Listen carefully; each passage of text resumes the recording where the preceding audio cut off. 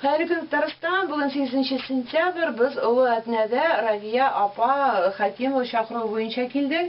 Бу инде менә безнең күз алдыгызга китерегез, карагыз, безнең татар халкының яшәү рәвеше, безнең менә шундый шартларда яшәүчеләр дә бар. Ләкин алар ничек кенә нинди генә шартта яшәсә дә үзләренең туганнарын кире кайтаруны сорыйлар.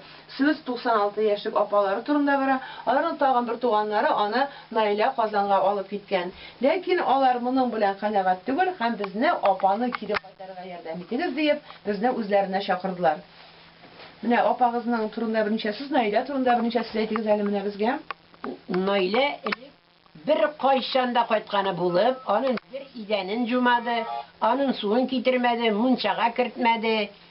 Ул шулай нахални генә булып, тизентен генә аңга Әбине төнлә урлап алып китте дип әйтәсез. Әбине төнлә яшертен, безнең рөхсәттән башка. Ул әгәр яхшы кеше була икән, апалар, biz шулай сөйләшик әле дип, сез бик күп кешегезне тыккансыз, икенче группага, беренче группага чыгардык. Кәләс картыннан җирдә. Шуны белдерәм миңа Фатиса. Әби бүгенге көндә Казанда 2 татлы йортта, 2 катлы йортта торса да, ул аны яратмый, агачын ярата. Аны да кайтасы килә. Һәм соңгы көннәрен менә шушында узарса. Безгә аның әйткән васыяте бар. Мине үз кулыгыздан җибәрмәгез.